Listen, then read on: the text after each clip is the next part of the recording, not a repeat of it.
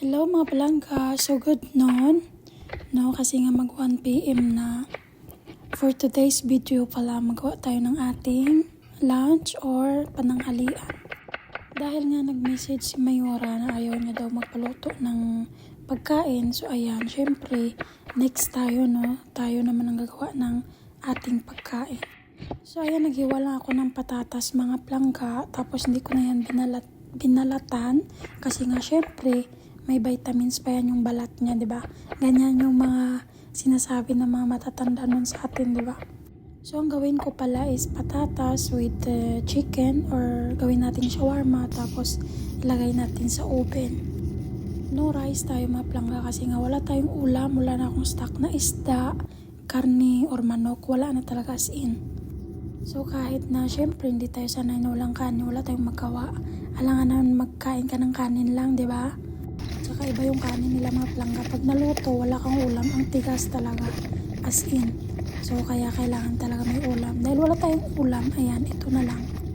Ayan, fries lang yan mga palangga. Tapos nagyan ko ng mga Arabic spices. Tapos, huli ko ng laman na wala pala kaming harina. So, ayan, Italian breadcrumbs yan mga palangga.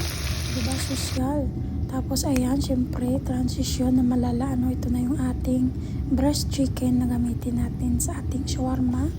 Medyo dinami-dami ko na yan konti mga palangga para at least mamayang gabi may kainin naman tayo. Naglagay lang ako yan ng olive oil. Tapos, syempre, lagay na natin dyan yung ating manok. Pwede din yan igisa ata sa sibuyas mga palangga. Pero yung sa akin, diniritso ko na ng ganyan. Pagkatapos ko yan ilagay lahat. Kailangan lahat yan mga palangga.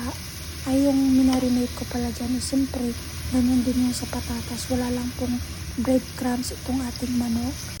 Ilagay ko lang dyan lahat na palangga. Tapos antayin natin na magtuyo siya or maluto yung ating manok. Tapos ito na mga ating fries. Luto na yan mga palangga. Hindi na yan kailangan i-crispy kasi nga siyempre i-oven lang din naman natin yan. So no need na magpa-crispy. Kasi masayang lang naman yung effort mo, pa-crispyhin mo yan, tapos ilagay sa oven. Maglambot din yan ulit, di ba mga palangga? Mindset ba? O ayan, di ba? Halatang gutom na talaga mga palangga. Ayan, kumain na ng fries. Tapos habang di pa luto yung ating manok, nagawa pala ako ng sauce. Wala kami cooking cream. So ayan, syempre, mikos-mikos na lang natin yung milk, tapos lagyan natin ng cheese, cream cheese. So ayan. Sobrahan nga sa milk, dapat kunti lang ay naku, gutom na talaga. So yan yung ating manok, diba? Ito yung luto na. Lagay na natin yung ating sauce na ginawa. Mikos-mikos lang natin yan mga palangga para sigurado lahat syempre mano ng sauce. Tapos pag ganito na siya, na bumula na, okay na yan mga palangga. Nilagay ko na dyan sa ating oven plate na yan. Inuna ko pala yung manok. Dapat pala patatas, pero mas okay sa akin yung syempre, hindi masabaw na patatas, di ba? Kaya sa taas na lang natin yun ilagay. Yung sa video na napanood ko nito mga palangga, nauna yung patatas, tapos chicken, patatas, ganun. Pero syempre, ako yung nagluto, kaya okay lang na baguhin, di ba? Nilagay ko na pala itong ating fries, so ayan, okay lang yan. Hindi naman masyadong marami, hindi rin masyadong konti, tama lang mga palangga. Tapos pagkalagay ko ng fries, lagyan natin ng cheese mozzarella. Ayan. Nakaway na natin yung cheese mozzarella ni madam, no? Kasi nga, syempre, ayaw niya kasi magpaluto ng pagkain. So, kunin na lang natin. Ay, ganon.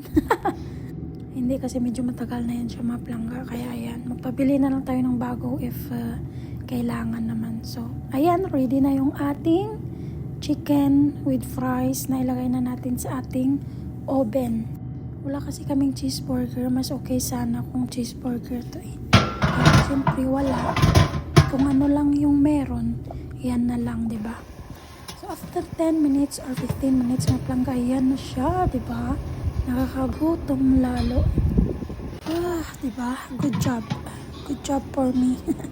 So ayan, diba? Pwede na. Hindi lang natin alam kung ano yung lasa. So ayan, syempre ilagay na natin dito sa ating plate kasi nga sobrang gutom na ako mga palangga. Mag-alas 2 na. Diba, tingnan nyo naman yung cheese. Oh my God. Nakakagutom. So ayan, kain tayo mga palangga. Yun lang. Salamat sa panunood.